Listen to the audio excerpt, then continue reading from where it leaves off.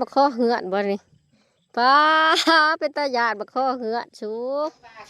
งุ้มเอามือเปล่าอีกบ่นี่ป้าเถอะขาดหัวโกนน้ำทุกคน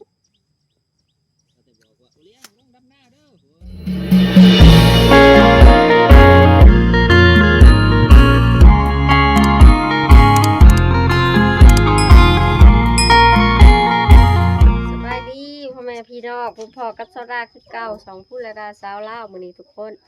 มื้อนี้เฮาก็สิลงหน้านะหลังจากที่เบาเลี้ยงมาฮอดเมื่อวานกะแม่ก็ให้ลงลกกะสิดำหน้าทุกคนเอ้ยกับเมียเนาะเพราะว่าฮอดฤดูดำไห้ดำหน้าสาวดาก็สิลงไปเบิ่งแหละ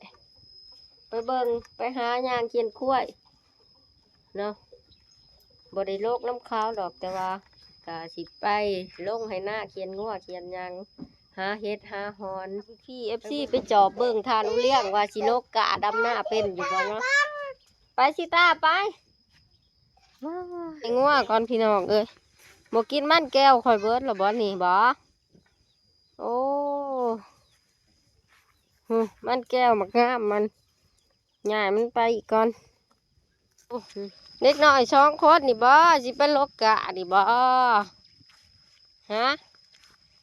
จะสิไปหากระปูบ่ปูบ่ตอนเพลนก่อนมาเบิ่งทานโอเลี้ยงลกกะทุกคนมือแรกได้จักมาดแล้ว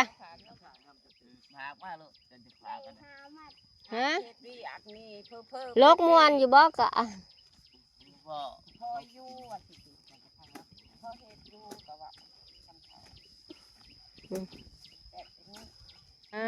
ทานอุเลี้ยงโลกเด้อผู้หูจักอยากได้แต่เมียอยากเฮ็ดบ่เป็นกับบ่ไหว้ได้เนาะผู้เมียสิส่งแล้วเนาะพวก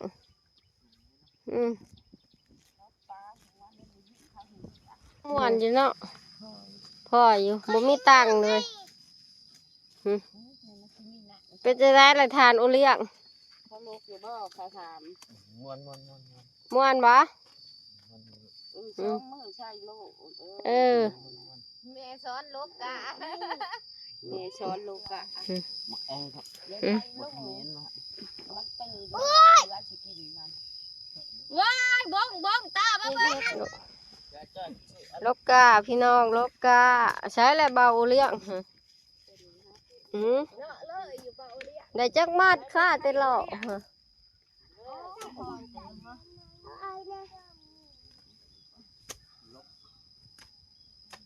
กะรอดเตะแห้งมันบวบได้หรือ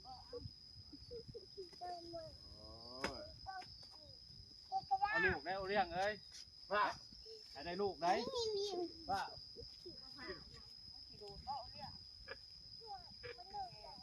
กะโลกกะกระสูบยาเนี่ยสูบเฮ็ดยังเลยฮะมันสิแล้วอยู่บ่โลกกะโลกกะเองได้ทุกคนนี่เรามัดกะเองกับงามได้มัดกะเราดิเด้อนี่เป็นกว่าเจ้าด้าอยู่ร้องนี่มัดกะน้องพายกับงามฮะ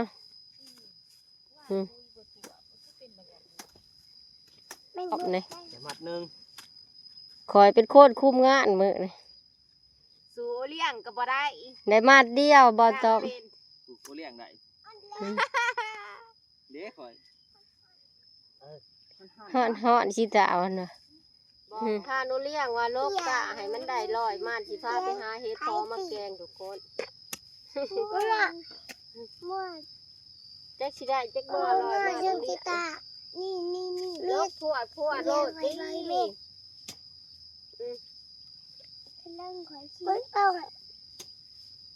กกะไผสิเอาเทื่อละเซนลกคือหมูตีพวดช่องมือเนาะฮะดูกระสอบอันนี้อ่ะโอ้เก็บพักใบสมพอดีไปใส่แกงเฮ็ดพอก่อนทุกคนเลยนี่ขึ้นมาเที่ยงถาพวกน้องไผ่พวกเบาเลี้ยงพวกเสาเกียงมาล้างเฮ็ดพอถาเพิ่นแกงเพชรทุกคนเลยเพราะว่าสดาบริโลกกะซอยเนาะสดาเอาล้านแล้วก็ สิเฮ็ดกินถาบุเพิ่นล้างเฮ็ดล้างฮ้อนนี่แหละแม่พี่น้องเอ้ยเฮ็ดพอยามหน้านี่พอได้กินเนาะผู้แม่สิตาไปหาเจ้าด้าก็สิมาขูดแล้วก็สิล้างต้มแกงถาบุเพิ่นเนาะบุเพิ่นลกกะอะถาพวกน้องพายถาเช้าเกียงมีแต่ดอกใหญ่ๆนะนี่เฮ็ดเพาะนี่นะทุกคนเนาะเฮ็ดเพาะผายเนาะก็จะเอิ้นแนวนี้เนาะล้างแนวใดมันจังสิออกง่ายๆสิได้กินง่ายๆดีนะทุกคนบอกซะด้าแน่เฮ็ดเพาะนี่มันล้างยากเนาะนี่ขี้ดินมันหลายจะได้สีแกงเนาะแกงเพชรนี่มิแต่ว่าเอากระตาทูดิมันก็สีออกง่ายอยู่บนคนเลยแต่ว่ามันก็ออกหลายระดับหนึ่งนะแต่จะได้ก็สีดีคูเด้ออีกมันออกง่ายเนาะที่ได้ขี้ดินเด้ทุกคนนี่เฮ็ดพอนี่มันออกง่ายขี้ดินไปเกาะจำหนึ่งบ่ได้ออกมันก็ออกอยู่ได้ทุกคนนี่ออกหลายระดับหนึ่งแต่ว่าออกบ่เบิดเฮาก็ได้สิมาพูดอีกคือเก่าเพราะว่าบางอันมันก็ยังบ่ออกเนาะจะได้ก็สิมาเอามีดทูนะทุกคนเฮ็ดพรจะว่าโอเลี้ยงกับเมียจมอยากไปหาเพราะว่าเฮ็ดพอมันออกแล้วหน้าเฮานี่พอได้กินได้ทุกคนพอได้กินได้แกงเฮ็ดพอหน้าตัวเองบ่ได้ไปไกลแล้วมาดิโอเลี้ยงคืนแล้วได้จักมาดกะฮะ 50 ไป ได้50ป้ายมาด คืนเลยทุกคนเลยคืนแต่โลกกาแล้วได้50มาดพุ่นทางนี้ล้างเฮ็ดบ่ทันแล้วอยู่มาหนึ่งมันต่ออีก เอาเรียกว่าได้50มาดบ่ หาชีพบ่พวก 51 เอาอีเห็นเนี่ย ได้เก่งเด้อ ดำบาทเดียว คืนแต่โลกกาทางนี้ล้างเฮ็ดพอบ่ทันแล้ว คือ ขูดเอาคนมันขูดยากเพื่อสิได้ดอกหนึงขี้ดินมันหลายบ่เมื่อยปานใดเฮ็ดได้อยู่เนาะ ได้เฮ็ดได้อยู่ใกล้สิแล้วเลยแหละทุกคนเอ้ยนี่ได้หลายเติมนะนี่ยังตัวนี้ยังบ่ทันขูดแล้วน้องไผขึ้นมาได้ลูกกะมาล้างซอยโอ้ยบ่คือบ่พักผ่อนมาล้างเฮ็ดช่วยกันล้างกระดาษปูนแล้วจักเทื่อมันขี้ดินหลาย เล็ดตัวพันในตู้หันล่างไปเด้อเวียงจะแกงกันนี่คงยา กินแต่ลูกกะก็เมื่อยแล้วแล้วนะปวดเบิดหลังทุกคนเอ้ยนั่งล้างเฮ็ดนะใครเนี่ยเอาไว้ก่อนแล้วสอนน้องไผ่เฮ็ดกินก่อนเฮ็ดกินก่อนเฮ้เพื่อที่ชั่วไก่แล้วก็โซดากับคางหมอเฮ็ดพอไหวแกงเอาใส่ชิโดนแกงเฮ็ดพอนี่เฮ็ดปวกน้ำแหน่ได้นี่ไม่น้อยนี่บ่เบิ่ว่าตัวใหญ่แบบนี้นะเอามาเด้อเอา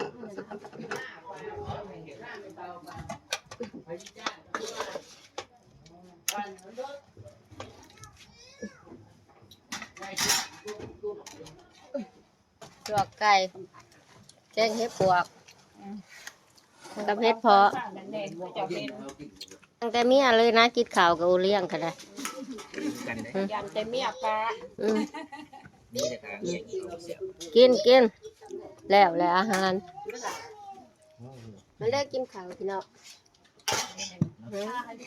จะได้เขา YouTube ดำนี้โอ้ยเขาก็ทุกอย่างนี่พี่น้องในที่มากิน นี่ ชอบ เอามาคิดแรกที่หมก พี่น้องเมืองไทย กินเก่าเด้อพี่น้องเอ้ย ที่เขาชอบมาที่ กินเก่าจะมากี้กันได้มื้อนี้มาเด้อมาเด้อมาเด้อ เห็นเป็นแล้วนะในเบาเรายังรังเหรอห้องเอิญน้องทำหมูถอยเนี่ยบ่ ฮะ บ่ไทยเขา แม่นะ เมนเลยจะทำ เดี๋ยวเดี๋ยวกระโพดทั้งนี้พี่น้อง นักข้าวเตี้ย เที่ยวเจ้าถ้าเบ้าขอเที่ยวอ่อนอีกมาไล่กันเขาพอกันเขาแม่ก็เป็นเที่ยวกันไปเที่ยวอ่อน มาหาพันนะ โอเลี้ยงเด้งๆมาทุกคน หลังจากที่เรากินข้าวแล้วเราก็ลงให้หน้าพูนไปงุ้มปลามือเปล่ามาอีกบ่เบิ้งไปงุ้มปลามือเปล่ามาแล้ว กินข้าวออกวงยานี่ไปแล้วมาเบิ้งพี่ปลาโถคูบเอาได้ใช้แหละฮะงุ้มเอามือเปล่าอีกบ่นี่ปลาโถพูเกิดไปไหวเลยทุกคน ดีๆเด้อมันสิเต็มสิทำมื้อแรก ปนบ่ สิลวกพักน้ำมื้อแรก เพิ่นสร้างปนเด้อค่ะไปออกเลยไปให้หน้าอะไรป้ามาตัวหนึ่งทุกคนนิ้วเลี้ยงอืม กินข้าวมื้อนี้ก็ สิไปหาหยังอีกมื้อแรงลงโลกาอีกให้มันได้100โลกาแล้วพุ่นแล้วสิไปหาหยังอีกมื้อแรกนี่หาป้าได้ตัวหนึ่งล่ะลงไปสอนอีกบ่ว้าวเนาะได้บ่ละ100มาดกะมื้อแรง บ่ได้ดอก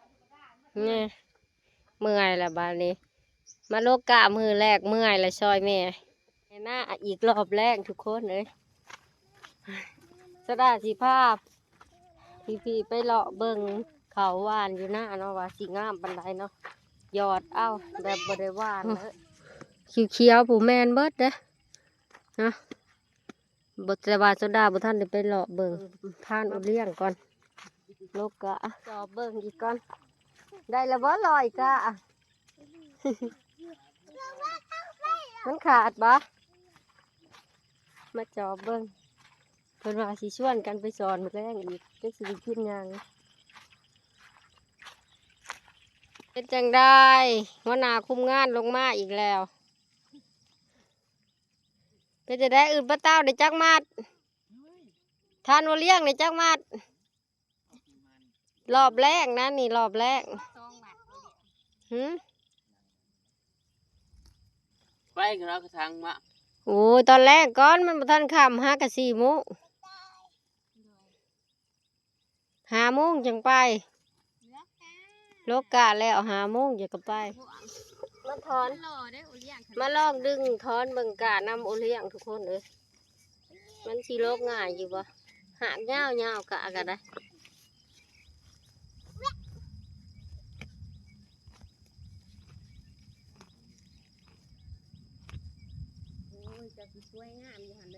เอาเมียแหละกะเฮ็ดเวียกเฮ็ดงานแล้วสิอยากได้แต่เมียสมาสิได้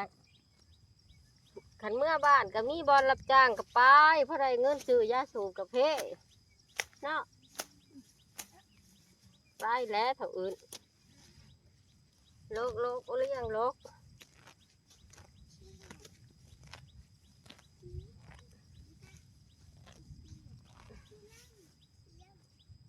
ปวดขาแห้งบ่พวก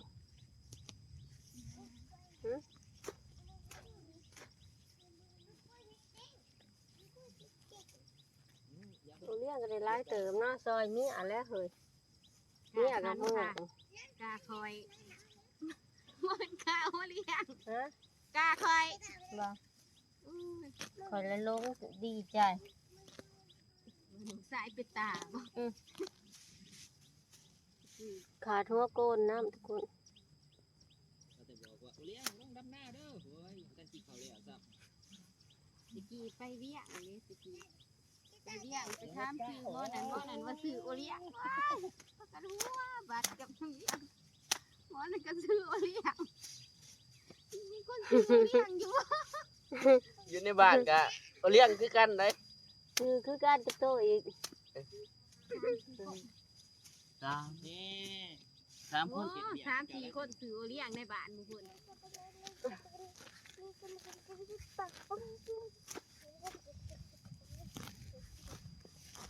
ขันพ้นนี่น้ำนี่ง่ายนี่แค่น้ำใส่ลงนั้น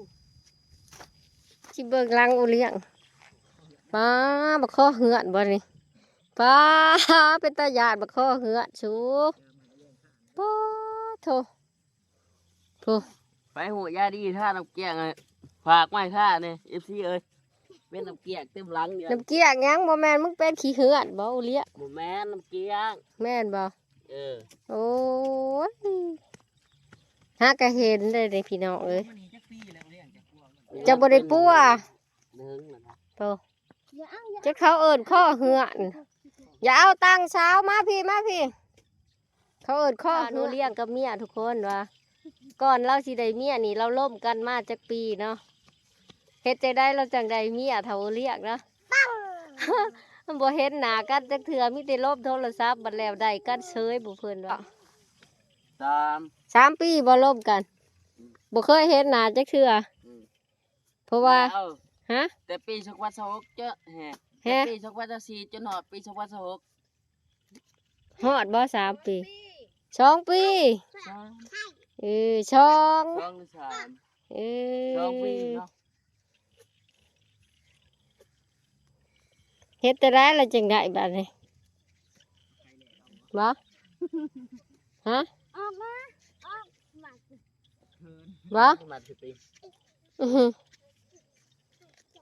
มาบ้านเมียหันหน้าเฮ็ดจังได้เงินบ่มี ว้ายไก่หั่นเด้เจาะ2ตัว เอาใกล้จ้างค่ารถบ่ ก็มากันฮอดจับ บ่ เห็นกันครั้งแรกนี่รู้สึกจังได๋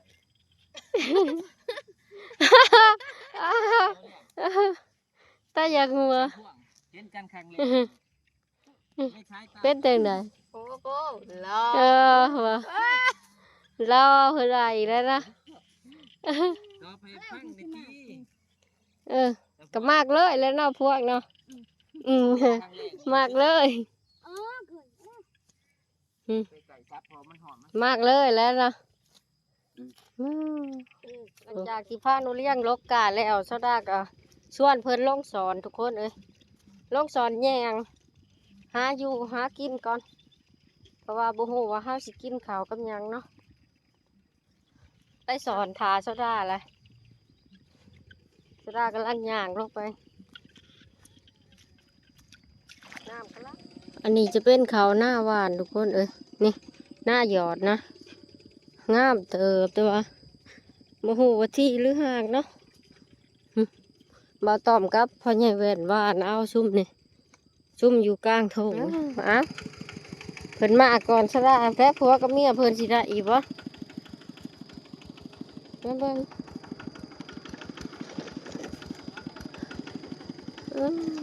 โอ้ยได้หอยเลยเด้โอ้หอยกับลูกปลามีบ่แลมีบ่อื่น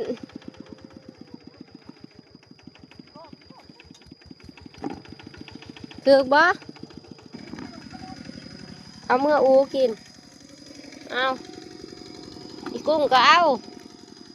เมื่ออูหมานอีกบ่เฮ้ยได้อาหารกี่แรกละมือนี่เบิ้ง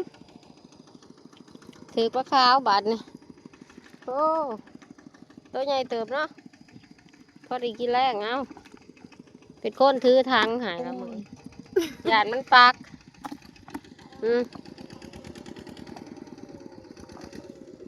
ซ้อนอันนี้เป็นมือถือกับทางซ้อนเกี่ยวมาพี่ทางพี่ช้อนเกี่ยวมาพี่ตีเอาเลี้ยง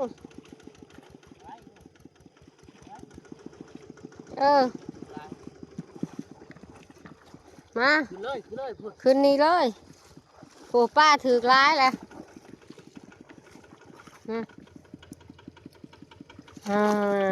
ขึ้นมาโอ้ โอ้แย่งขาด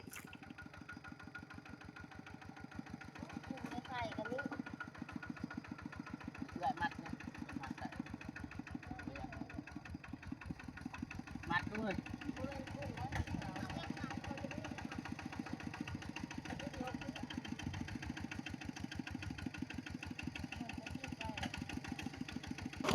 ปลาขาวหอยได้หลายเติมเลยดินี่สอนอยู่ห้องเมืองต่อทุกคนน้องไผ่กับแบกแยง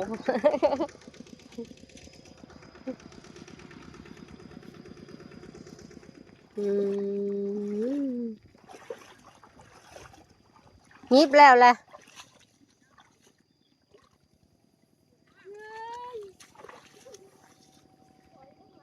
กระปิ้งบ่เบิ่งบ่คือเห็นกุ้งใหญ่ ไก่ กุ้งนี่ ใส่กระปิ กุ้งถือกลายเด้อ โตบักใหญ่หนึง คอนมาจาก เก็บมีตู้มักตู้กินหญ้าอิ่มบ่มึงเนี่ยครูไอ้กันเลยเป็นตะแพกเลยตะปอกแตกผู้ เป็นแต่ได้กินแรงอยู่บ่เฮ้ยเอาน้องนี่อีกบ่ฮะตัวเอาปลาคอได้ใช้บางเวทนี่ฮะอุ้มเอาบ่ฮะเอาน้องได้ ผู้ ไปสอนเบิ่งลูกมันอีกสิบ่ถึกบ่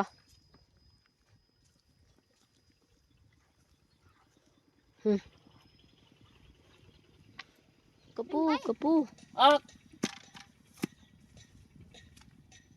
โอ้เอางูอีหยังล่ะบาดนี้ อยู่ตะเฮ ผู้ปะ ได้กระปูกระแป้งนี่ก็เฮาสิไปพ่อป่นหย่อนได้ทุกคนนี่ได้อยู่เนาะลูกปลาดุกก็ไปกินแล้วบานชอนไปหอดก้างเพราะว่าทีมแย่งมุดนะเฮ็ดไปเลยฮันเละชอนไปซื้อฮันเละกบโดดฮะ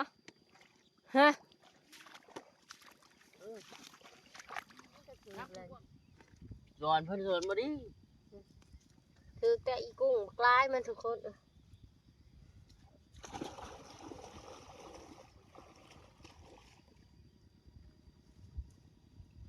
ของทีมแย่งมึงทีมแย่งเฮ็ดหยังจ้ะเนาะพวก ไม่ ได้พอกินแล้วนะทุกคนเฮาก็สิขึ้นเมื่อเฮ็ดกินเฮ็ดอยากพักผ่อนเลยนะเพราะว่าอุเรียกกับเมื่อยน้องพายกับเมื่อยลงจากโลกกาแล้วก็มาสอนแย่งต่อเนาะนี่ในพ่อทุกคนเลยกระปูกระแป้งเอาเบิดนี่เฮาสิเมื่ออูเลี้ยงแล้วมักกินเนาะอูเลี้ยงเนาะ